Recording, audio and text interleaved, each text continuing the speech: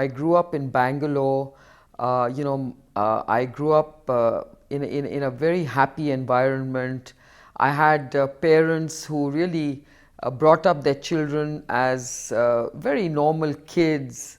We grew up in Bangalore. I have two younger brothers. And we just had a very normal middle class upbringing. Uh, you know, Went to Bishop Cotton Girls' School in Bangalore, went to Mount Carmel College for my pre-university degree, and then did my bachelor's degree at Bangalore University at Central College. You know, I can't say that I've had a sort of a childhood where I had to face difficulties, or that there were challenges which made me kind of become very career oriented. Nothing of that sort, because we were in that sense we had a very comfortable life. My father was the managing director of United Breweries, and I must say we had a very charmed childhood, because we used to enjoy going for very nice holidays, golfing holidays, because that's what my father was very fond of. And very close-knit family, lot of loving and caring at home. And one thing I can always remember is that my father and my mother never differentiated between a girl child and their boy children. So I think from that point of view, I grew up in a very egalitarian kind of family environment. And my father was a very special person, because he was a very liberal thinking man who wanted the best for his children, whether I was his daughter or whether my brothers. He just wanted us to grow up as good citizens of the country. For him, integrity was very important, so we were taught very good values.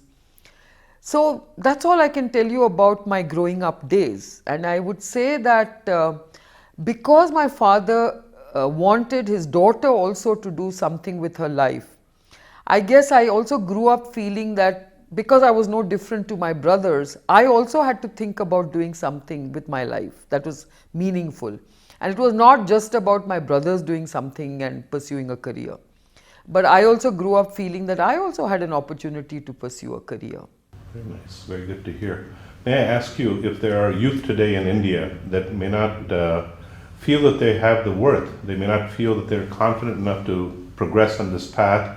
They see so many things that may represent stumbling blocks for them, and yet they somehow have this inkling that they should do something. Can you give some inspirational? Well, first and foremost, I believe that in a country like India, where we have enormous challenges, I always look at these as enormous opportunities as well, because challenges go hand in hand with opportunities. And every one of us who's born in a country like India should consider ourselves fortunate in that respect, because every one of us can make a difference to some aspect of people's lives and society's life in this country. So that's the way I look at it. You grow up in a country that's full of challenges, full of problems, and so we're here, every one of us has that potential to solve a problem, no matter how small or big it is. Basically when I sort of graduated from college, let me tell you, even during my sort of growing up years, I have faced many personal failures.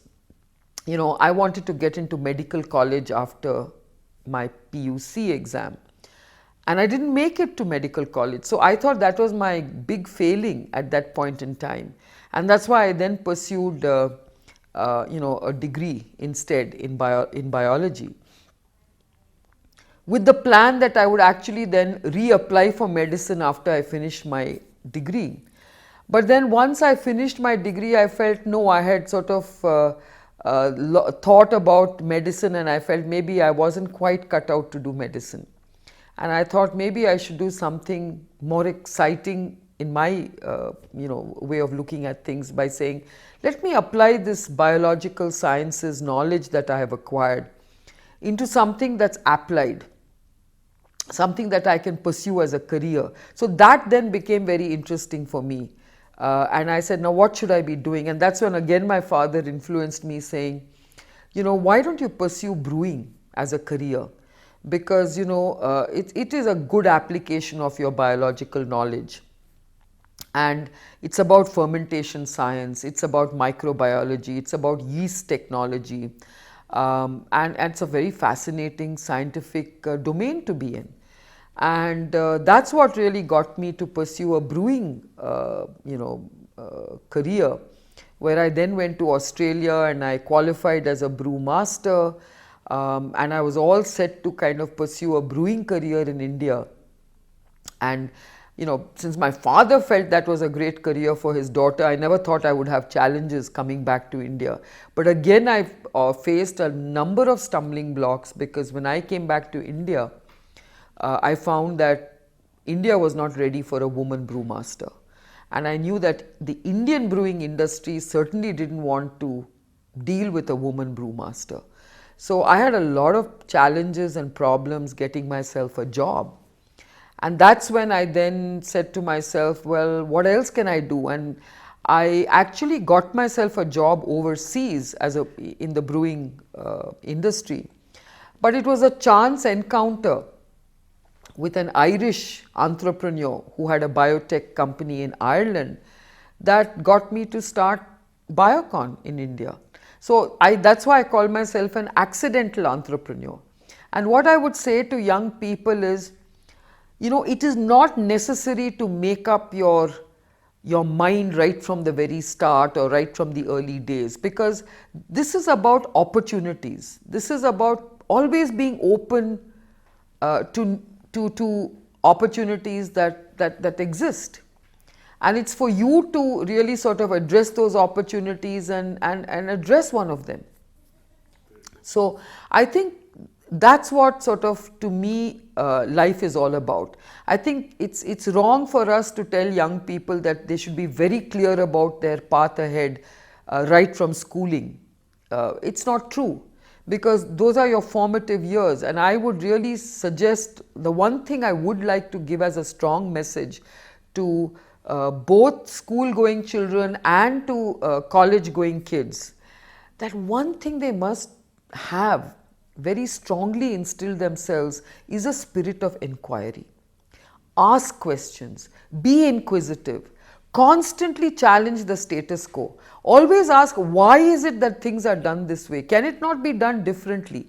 That's, I think, a big failing in our academic system in India, because we have sort of been grown up not to question our teachers, to accept blindly what is told to us. It's almost like that's gospel. You don't question it. And I think that is what is wrong with the way we are, educating our kids today. And I really believe that that's one change we have to make.